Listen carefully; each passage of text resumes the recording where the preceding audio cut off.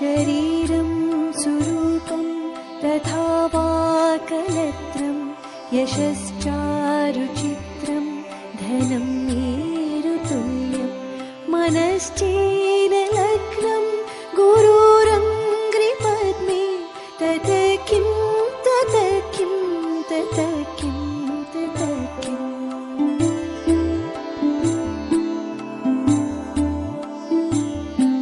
कलत्रं धनं पुत्रपौत्रादि सर्वं गृहं बान्धवा सर्वमेतद्धिजातं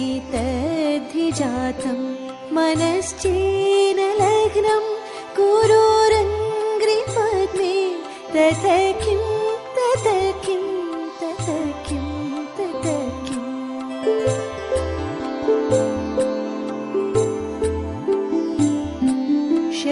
षडङ्गादिवेदो मुखे शास्त्रविद्या कवित्वादिगद्यं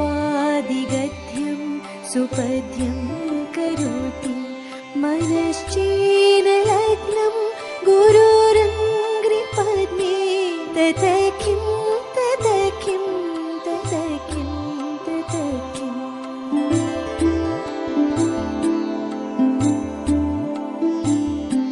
विदेशेषु मान्य स्वदेशेषु धन्य सदाचारवृत्तेषु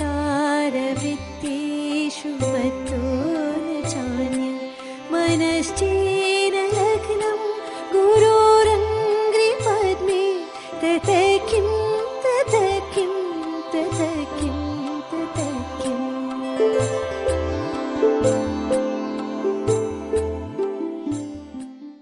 ओम शांति। ब्रह्मचर्य साधना के 13वें दिन में प्रवेश। अव्यक्त मुरली 23rd December 1985। पवित्रता सिर्फ काम जीत जगत जीत बनना यह नहीं है, लेकिन काम विकार का वंश सर्व हद की कामनाएं हैं। काम जीत अर्थात सर्व कामनाएं जीत, क्योंकि कामनाएं अनेक विस्तार पूर्वक है। पहली कामना एक है वस्तुओं की, दूसरी व्यक्ति द्वारा हद के प्राप्ति की कामना, तीसरी संबंध निभाने में भी हद की कामनाएं अनेक प्रकार की उत्पन्न होती है, चौथी सेवा भावना में भी हद की कामना का भाव उत्पन्न हो जाता है। इन चार ही प्रकार की कामनाओं को समाप्त करना अर्थात सदा के लिए दुख अशांति को जीतना। अब अपने आप से पूछो कि इन चार ही प्रकार की कामनाओं को समाप्त किया है? कोई भी विनाशी वस्तु अगर बुद्धि को अपनी तरफ आकर्षित करती है तो जरूर कामना का रूप लगा हुआ रॉयल रूप में शब्द को परिवर्तन करके कहते हो इच्छा नहीं है लेकिन अच्छा लगता है, चाहे वस्तु हो या व्यक्ति हो, लेकिन किसी के प्रति भी विशेष आकर्षण है। वही वस्तु व वही व्यक्ति ही अच्छा लगता है, अर्थात कामना है, इच्छा है। सब अच्छा लगता है, यह है यथार्थ, लेकिन यही अच्छा लगता है, यह है अयथार्थ। ये मुरली चली थी रविवार को 12 अप्रैल 2020 में।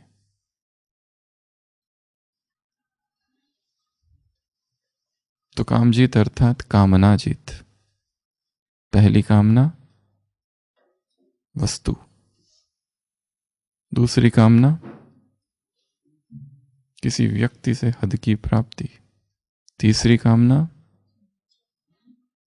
संबंध निभाने में भी हद की कामना है, संबंध निभाने की कामना,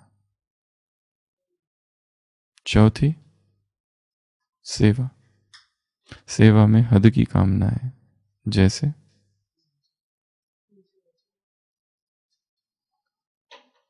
सेवा मय का विस्तार ना हो, सेवा मैं की तृप्ति के लिए ना हो। और देखा गया है सेवा जो भी की जा रही है किसी और से उसका संबंध कम, अपने मैं की तृप्ति से ज्यादा है।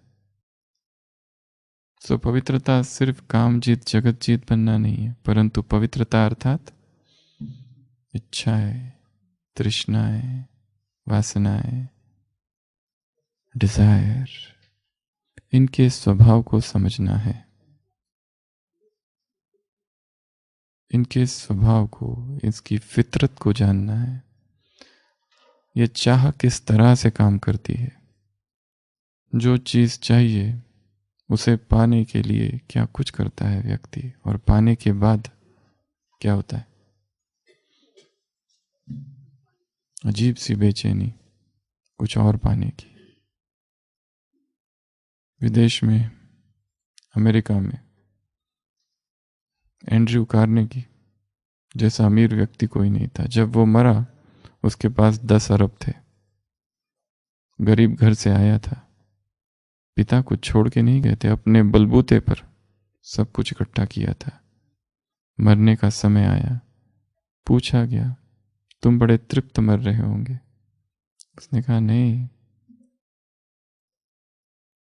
कामना तो 100 अरब की थी, केवल 10 ही कर पाया, 90 अरब अभी बाकी है। काहे की तृप्ति? ना सिकंदर तृप्त मर पाया, ना एंड्रयू कार्नेगी, ना ही इस संसार का कोई योद्धा, ना कोई सूरमा, ना कोई राजा, ना कोई इंडस्ट्रियलिस्ट। जब टाइटैनिक डूबा उसमें अमेरिका का एक करोड़पति था, उसने लिखा मेरे पास सब कुछ था पर आज मैं अकेला मर रहा हूं। मर गया। कामनाएं, तृष्णाएं बेचैनी उत्पन्न करती है। तो क्या किया जाए? क्या उनको दबा दे या उनको पूर्ण करे? दो ही मार्ग मालूम पड़ते हैं। दबा देना घातक हो सकता है, क्योंकि कामनाएं तो उभर उभर कर बाहर आएगी। तृप्त कर दे, तृप्ति होती नहीं, एक के बाद एक, एक के बाद एक, एक के बाद कामनाएं चालू ही रहती है।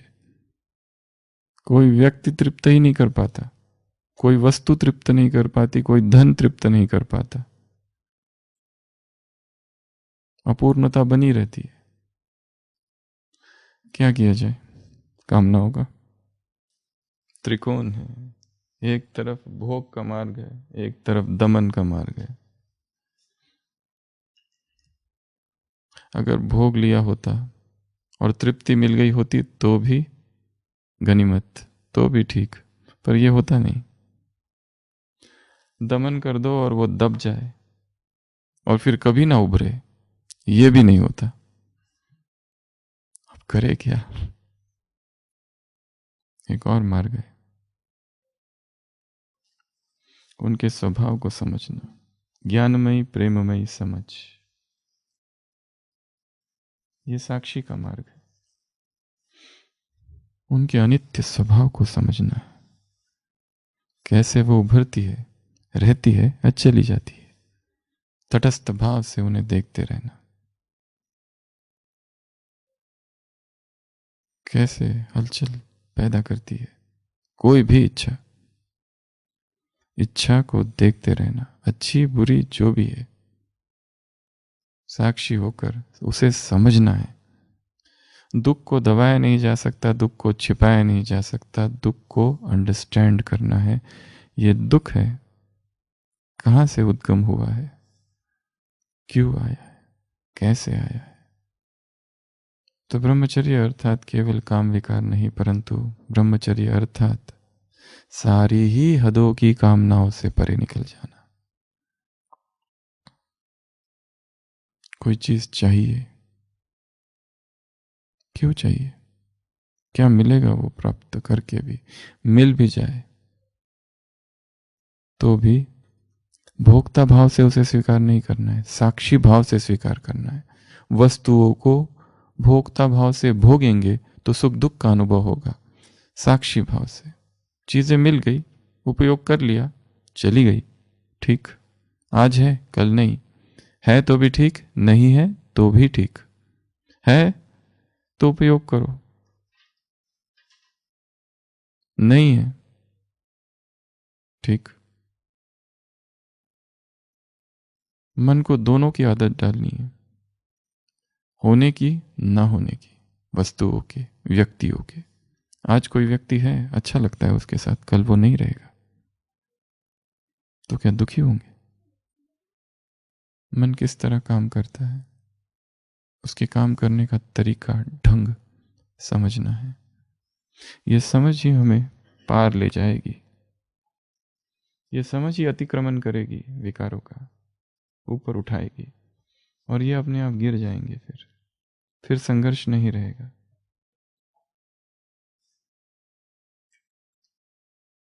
बिना साक्षी की साधना के पवित्रता आ नहीं सकती। हर चीज को साक्षी होकर देखना है। काम की लहर भी उठ रही है, उस लहर को भी साक्षी होकर देखना है कि उठ रही, जो उठी है वो लीन भी हो जाएगी, क्योंकि विकार अविनाशी नहीं है, आदि अंत वाले। दक्षिण भारत में एक कन्या का जन्म होता है, तेजस्वी है, बड़ी होती है, 16 वर्ष की हो जाती है। बचपन में ही माँ बाप मर चुके हैं, अनाथ है, या माँ बाप ने त्याग कर दिया था, अस्पष्ट है। कोई एक कवि उसे अपनाता है, अपने घर ले आता है, बच्ची जैसा उसे पालता है। वो 16 वर्ष की हो जाती है, चरित्रवान, रूपवती, सुंदर। पर उसको बचपन से ही जैसे वैराग है। विनायक दिखाया है, गणेश की भगत है, उसी को भगवान मानती है। पिता कहते हैं अब इसकी शादी कर देनी चाहिए, वो कहती है नहीं, मैं शादी नहीं कर सकती, मैं कोई वस्तु नहीं, किसी व्यक्ति के हाथ में चली जाऊं, भोग्य नहीं हूं, खिलौना नहीं हूं। पर वो बहुत ज्यादा सुंदर है। माँ बाप को समझाती है, वो नहीं मानते। भगवान से प्रार्थना करती है, कातर स्वर में प्रार्थना करती है, हे प्रभु, हे प्रभु, हे प्रभु। पूरी रात प्रार्थना करती है कि कुछ कर, कुछ कर। अच्छा श्लोक है एक, वो भगवान से कहती है, कर्तुम शक्यम अकर्तुम शक्यम अन्यथा कर्तुम शक्यम। तू करने में, न करने में और अन्यथा करने में भी समर्थ है, तू सब कुछ कर सकता है। और जो लड़का मुझे देखने आ रहा है, यदि कोई भी लड़का उस स्त्री को पसंद नहीं करता जो उम्र में बहुत ज्यादा है, कुरूप है, वो भगवान से प्रार्थना करती है कि मुझे कुरूप बना दे,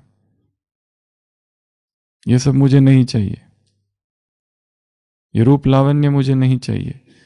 रोते रोते थक जाती है, सो जाती है। सुबह उठती है तो आईने में देखती है वो अधेड़ उम्र की एक महिला बन गई है, कुरूप, काली। और वो अपने चेहरे को देखकर खुश हो जाती है। अभी 16 वर्ष की थी, अभी 40-50 वर्ष की बन गई, और सोचती है ऐसी महिला से तो कोई भी युवक शादी कभी नहीं करेगा। माँ बाप आके देख के शॉक्ड, ये क्या हो गया? वो कहती है घबराओ मत, ये भगवान का कोप नहीं, भगवान की कृपा हुई है मुझ पर। पड़ोसी आते हैं, देखती है ये क्या हो गया, सराहना करते हैं उसकी, उस बात के लिए, उसकी भक्ति के लिए। और वो तो इतनी अंदर से खुश होती है कि मुझे किसी पुरुष की भोग वस्तु नहीं बनना है, मुझे अपना जीवन काम की गर्त में नहीं डालना है, भक्ति की रसधार में बहना है। घर से निकल पड़ती है, मौन रहती है, गुफाओं में रहती है और धीरे धीरे संत बन जाती है। क्या नाम था इस कन्या का?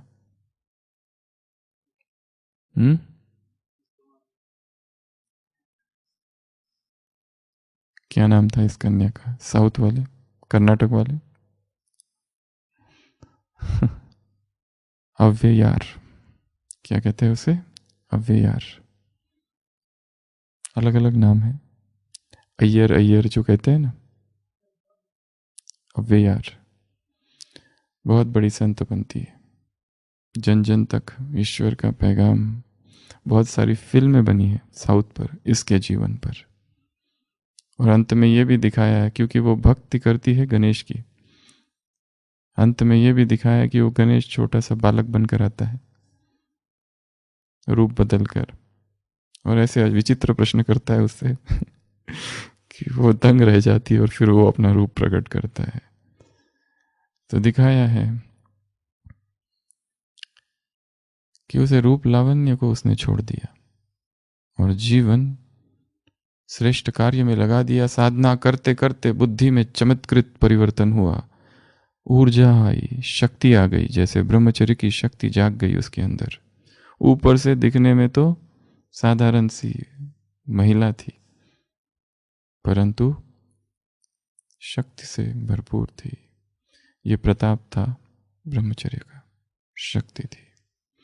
तो सबसे पहला तो ये उदाहरण। आज हम कुछ उदाहरण देखेंगे शास्त्रों के, संसार के, उन व्यक्तियों के जिन्होंने ब्रह्मचर्य का पालन किया। दूसरा उदाहरण है नचिकेता। उपनिषदों में लिखा है नचिकेता की कहानी। उसके पिता मर रहे हैं, मरते समय पिता जीवन भर तो कंजूस थे, मरते समय दान करते हैं। किसका? गायों का, वो भी बीमार, सारी बूढ़ी बूढ़ी गाय। नचिकेता बैठा हुआ है पिताजी के पास। वो पूछता है आप जा रहे हो? मैं भी मरूंगा, मैं भी मरूंगा, मैं कहाँ जाऊं, मैं कहाँ जाऊं? कई बार प्रश्न पूछता है। पिताजी को गुस्सा आता है, जा कहता है तू यम के पास चला जा। और वो यम के पास पहुंच जाता है और फिर यम और नचिकेता का संवाद है। वो नचिकेता को कई सारे प्रलोभन देता है यम, तुमको ये दूंगा, वो दूंगा, ऐसा दूंगा, वैसा। वो कहता है मुझे कुछ नहीं चाहिए, मुझे बस ये बताओ ये आत्मा क्या है और मरने के बाद आत्मा कहाँ जाती है। वो कहता है मैं तुम्हें सब कुछ बता सकता हूँ, ये छोड़ के बस। वो कहता है मुझे यही जानना है बस। बहुत सुंदर कहानी है नचिकेता और यम की। उसमें भी दिखाया है नचिकेता ब्रह्मचर्य व्रत धारण कर लेता है, कहता है मुझे और कुछ भी नहीं चाहिए, संसार की कोई वस्तु नहीं चाहिए, कोई वैभव, कोई भोग, कुछ भी नहीं चाहिए। न जन्म न स्त्रियम न कविताम कामये, कुछ भी नहीं चाहिए, मुझे बस सत्य ज्ञान चाहिए, सत्य ज्ञान के प्रति निष्ठा। नचिकेता की कहानी है। तीसरा उदाहरण है शुकदेव, व्यास का पुत्र। व्यास स्वयं ब्रह्मचारी है, तपस्वी है, पर यह नहीं चाहता कि उसका बेटा भी तपस्वी बन जाए। भारत में सरस्वती की पूजा होती है, पर कोई माँ ये नहीं चाहती कि मेरी बेटी भी सरस्वती बन जाए, मेरी बेटी भी पवित्र रहे और उसके चरणों में लोग झुके, ये नहीं चाहती। सावित्री की पूजा होती है, पर उसके जैसा पावित्र्य, उसके जैसा जीवन मेरी बेटी का भी हो जाए, ये नहीं चाहती। ढकेलती है काम के गड्ढे में। शुकदेव तपस्वी है, दिखाया गया है। शुकदेव जा रहे हैं, कुछ स्त्रियां स्नान कर रही है, शुकदेव आया, उन्हें कोई लज्जा नहीं। उसका पीछे करते करते व्यास आ रहे हैं, वो स्वयं को छिपा लेती है। पूछते हैं ऐसा क्यों? व्यास तो इतना बूढ़ा है, शुकदेव तो फिर भी जवान है। वो कहती है कि शुकदेव वो तपस्वी है, वो ब्रह्मचारी, उसे तो ये भी नहीं पता ये स्त्री है ये पुरुष है। वो अपनी आत्मिक स्थिति में इतना स्थित है कि वो स्त्रीत्व और पुरुषत्व के भान से ही परे है। ये उन शुकदेवों का देश है, पर आज सब दुखदेव बन गए, तो अपने अंदर के सुखदेव को क्या करो, जगाओ। सारी भागवत शुकदेव ने सुनाई परीक्षित को, श्रीमद् भागवतम शास्त्रम। शुकदेव बैठा हुआ है, छोटा सा बालक, और उसके सामने इतनी बड़ी सभा, नैमिषारण्य में सारे साधु संत योगी तपस्वी बैठे हुए, पर कैसा तेज है उसमें। गुरुस्तु मौनम व्याख्यानम शिष्यस्तु चिन्ह संशय। वो चुप बैठा हुआ है, मौन बैठा हुआ है, परंतु उसका मौन ही सबके संशय दूर कर रहे हैं। इतनी तपस्वी आत्मा दिखाई है शुकदेव।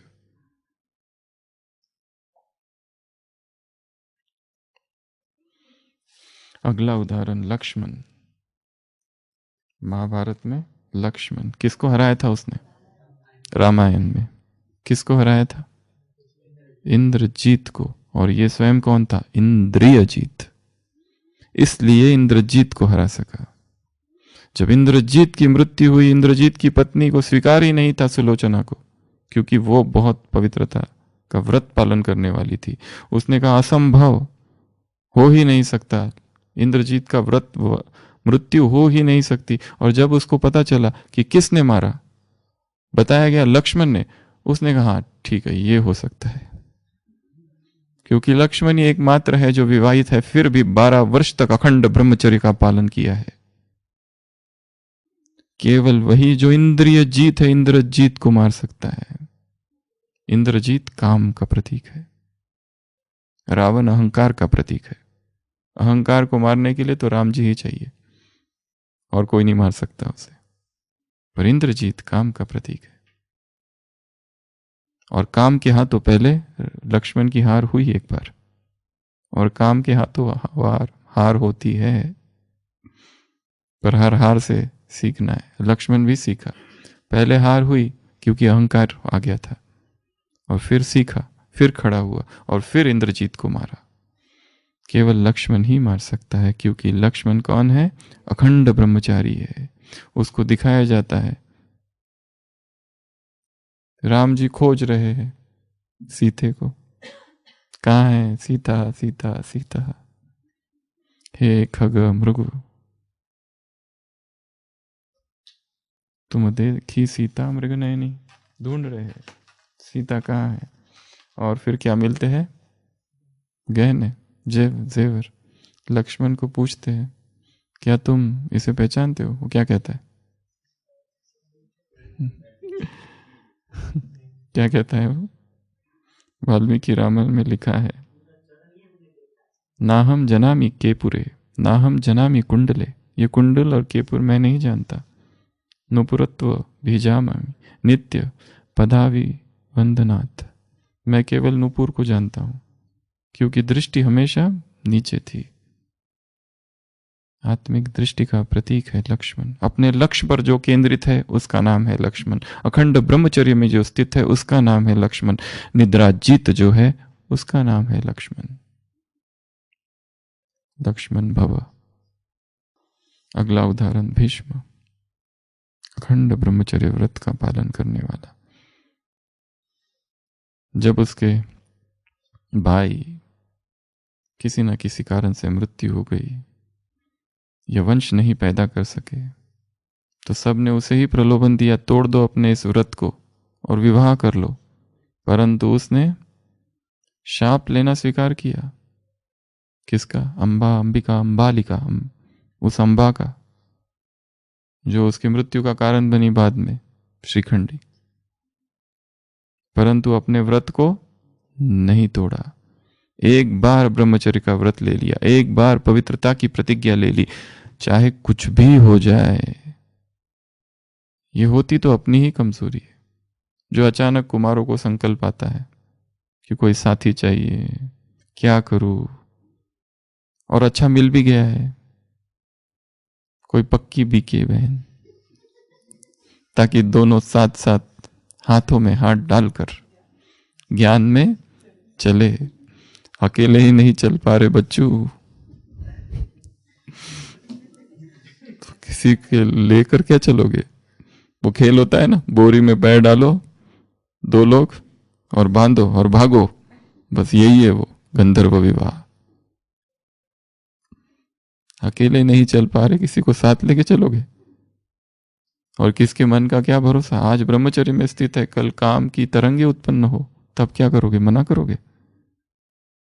भीष्म, शक्ति थी उसमें, पावर था, अपने व्रत में स्थित था। देव व्रत कहा गया उसे, भीष्म अर्थ या देव व्रत। और त्याग है, अपने पिता के लिए इतनी बड़ी प्रतिज्ञा कर ली। उसे कोई आवश्यकता नहीं थी वो प्रतिज्ञा करने की, पर की ना। वो हमारा प्रतीक है। अगला उदाहरण हनुमान। राम रसायन जिनके पासा, सदा रहो रघुपति के दासा। राम रसायन है, अतुलित बलधामा है, शक्ति है, पावर है उसमें। कहां से आई वो पावर? राम है। मम हृदय कंज निवास कर, कामादि खल दल भंजनम। हे प्रभु, मेरे हृदय के अंदर निवास कर, कामादि खल दल भंजनम। नष्ट कर दे इन सबको। हृदय में कौन है उसके? राम। मुद्रा कैसी है? हाथ में पर्वत, एक पैर उधर जमीन पर, एक ऊपर। संसार को ठोकर मार कर चल रहा है, याद की यात्रा है। जा रहा है लंका, सीताएं बंदी है। प्रभु संदेश, प्रभु चरित सुनिबोई को रसिया।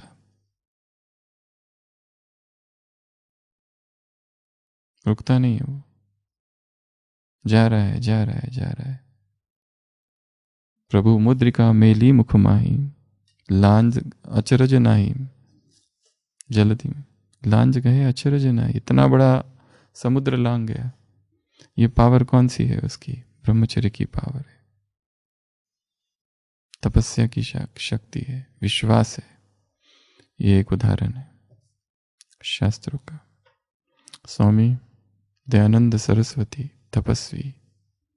अगर तपस्वी ना होते, ब्रह्मचर्य ना होते, तो इतना बड़ा ग्रंथ ना लिख पाते, सत्यार्थ प्रकाश। वेदों की ऐसी महिमा नहीं कर पाते। विवेकानंद, क्यों इतनी पावर थी, क्यों इतनी शक्ति थी? इसी के कारण, इसी ब्रह्मचर्य का वो तप था। क्यों ऐसी स्मरण शक्ति थी, क्यों इतनी पावर थी वाचा में? ये ब्रह्मचर्य था जो काम कर रहा था। सूक्ष्म शक्ति है ब्रह्मचर्य, कार्य क्षमता को बढ़ाने वाली। Immanuel Kant, German philosopher, punctual था। स्पेंसर, पंक्चुअल थे ये लोग। इनमें कुछ तो पावर थी, एक शक्ति थी। बड़े बड़े कवि, बड़े बड़े मूर्तिकार, बड़े बड़े चित्रकार कहीं ना कहीं ब्रह्मचर्य के साधक थे। साइंटिस्ट, सभी, उनमें पावर थी, वो शक्ति ब्रह्मचर्य की थी। और जिसकी भी ऊर्जा केंद्रित होगी, उसके द्वारा अद्भुत से कार्य होंगे, आश्चर्यजनक। लोग सोच नहीं पाएंगे कि एक ही व्यक्ति अपने इतने छोटे जीवन काल में इतना सब कुछ कैसे कर सकता है, क्योंकि बुद्धि इतनी एकाग्र है। साहित्य की रचना, जहां बुद्धि लगाएगा वहां सफलता मिलेगी। वो पावर है इसमें। तो चाहे हनुमान, चाहे नचिकेता, पितामह भीष्म, लक्ष्मण, सुखदेव, अव्ययर, अव्ययर, अय्यर, अव्ययर, अव्ययर कहा जाता है उसे। उसने परवाह नहीं की कि मैं दिखूंगी कैसी, अच्छी दिखनी चाहिए, वो नहीं चाहिए। तो भारत का इतिहास भरा पड़ा है ऐसे आदर्शों से।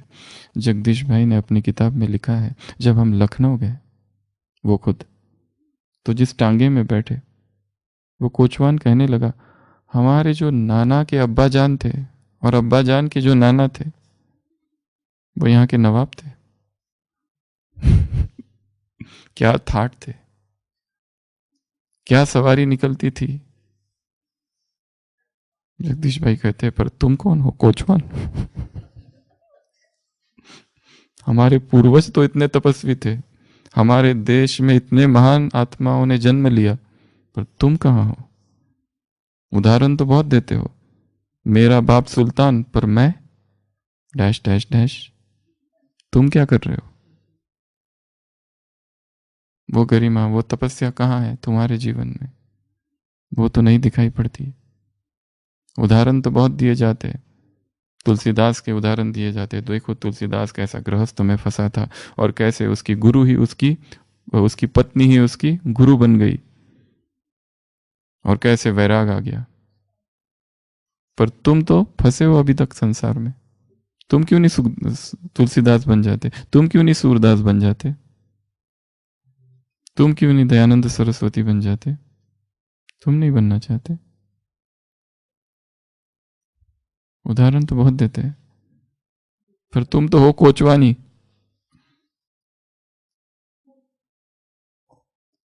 और दूसरों को भी रोकते हो, घर वालों को। अगर कोई कुमार चरित्रवान बनना चाहता है, रहना चाहता है, तपस्वी ब्रह्मा कुमार जीवन व्यतीत करना चाहता है, तो ज्ञान में चलने वाले लोग उसे क्या समझाते हैं? नहीं नहीं नहीं नहीं, ज्यादा नहीं चलेगा ये, वो चलो भरे, बट पहले एक बहू आ जाए बस। हमें तो संसार को बचाना है, इतना बड़ा महान कार्य हमारे सम्मुख है, हम क्या कर रहे हैं? हमारे ही जीवन में यदि खोट है, कलंक है, तो हम दूसरों को निष्कलेशु कैसे बना सकते हैं, निष्कलंक कैसे बना सकते हैं? एक व्यक्ति एक पेड़ पर चढ़ गया, बहुत ऊंचाई पर चढ़ गया, और जब उतरने लगा तो देखा, अरे बाप रे, डर लगने लगा, कैसे उतरूं, हिम्मत ही चली गई, खत्म, मर गया जैसे यहीं पर ही। देखकर चढ़ते समय तो बड़ा उमंग था, सीधा चढ़ गया ऊपर, पर उतरते समय अब हिम्मत नहीं, जोर जोर से चिल्लाने लगा, बचाओ बचाओ बचाओ बचाओ बचाओ। कई देर तक तो कोई भी नहीं था वहां पर, और फिर एक व्यक्ति आया, उसने देखा ऊपर एक व्यक्ति संकट में है, उसने कहा तुम क्या मेरी मदद कर सकते हो? उसने कहा क्यों नहीं। और भी लोग जम गए, वो रस्सी लेकर आया, आशा जगी ऊपर कि अब कुछ हो सकता है, मैं बच जाऊंगा। उसने घुमा घुमा के रस्सी फेंकी, पेड़ पर जो व्यक्ति था उसने रस्सी पकड़ी और फिर पूछा अब क्या, अब क्या? नीचे वाले ने कहा आप कमर पे बांध लो। लोग भी आश्चर्यचकित हो गए, ये कैसा प्रयोग है?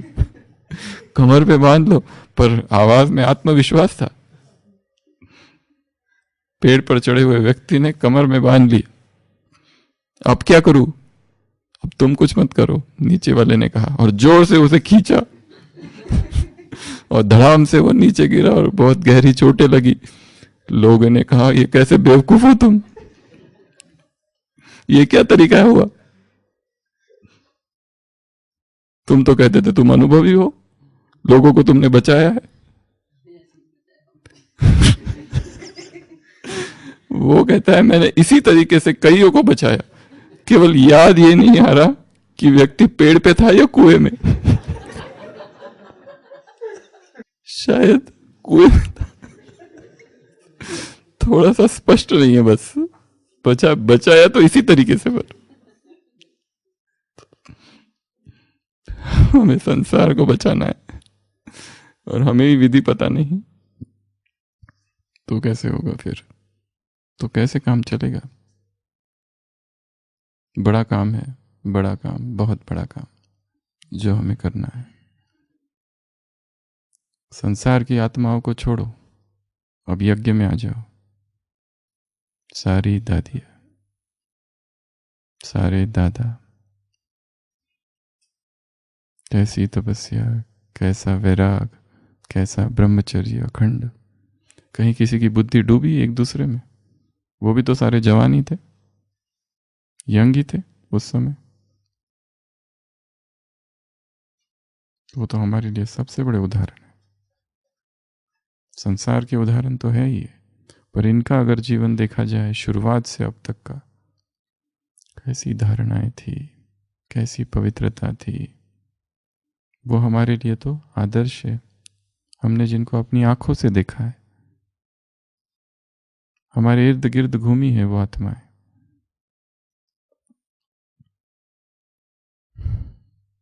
तो ब्रह्मचर्य की बड़ी महिमा है।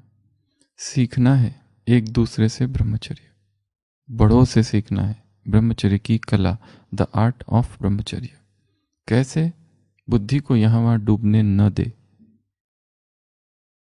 क्योंकि बुद्धि डूबी किसी में भी फिर तूफान आता है और आत्मा को बहा ले जाता है। अगर एक इंद्रिय को भी खुला छोड़ दिया जाए, गीता में लिखा है, तो जैसे एक नाव को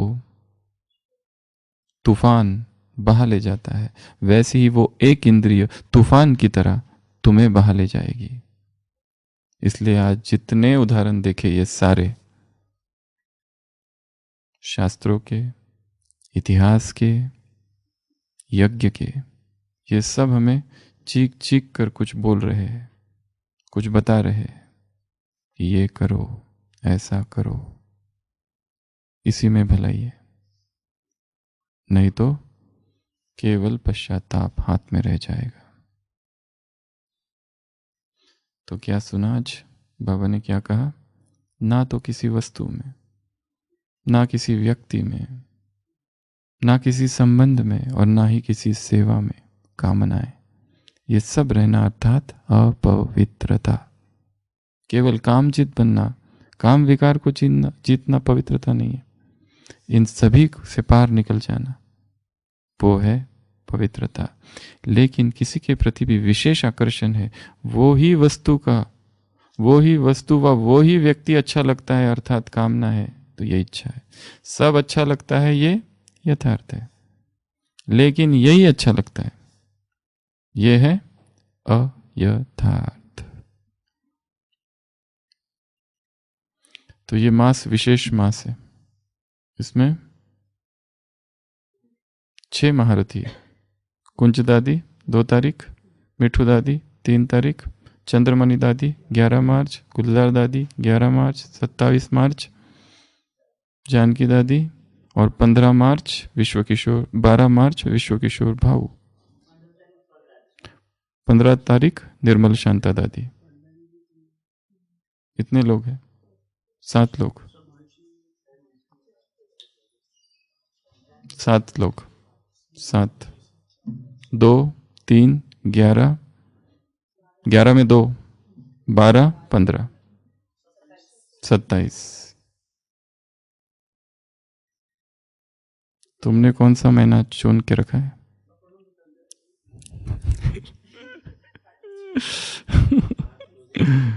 मार्च क्लोजिंग, ईयर एंडिंग, 14 तारीख, 14 मार्च, ओके। तो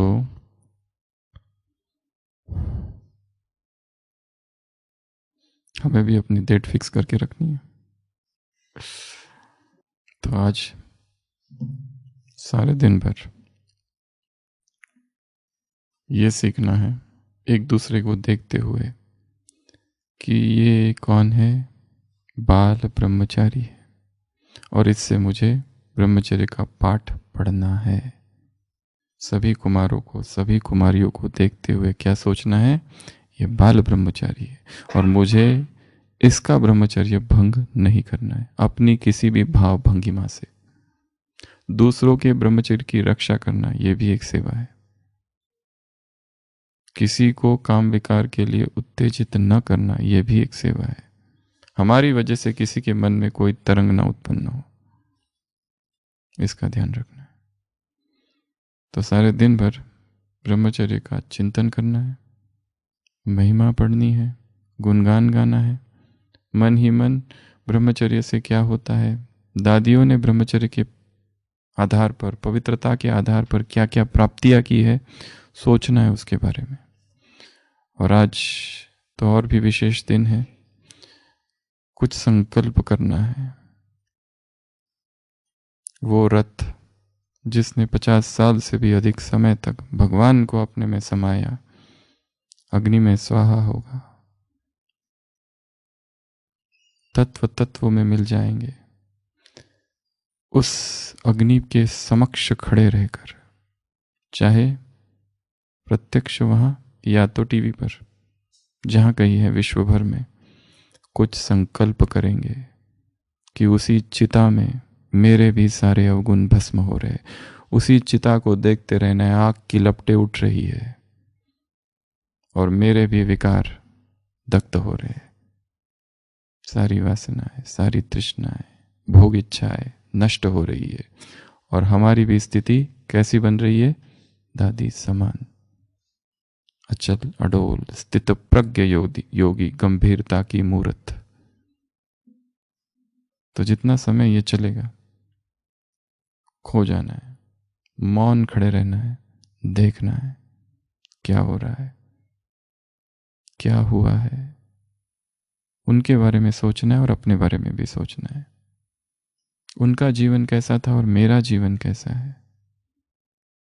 सारा जीवन अर्पित कर दिया, शरीर को ही अर्पित कर दिया।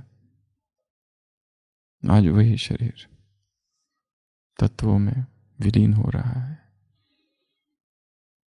बहुत बड़ी घड़ी है। विश्व नाटक में ये एक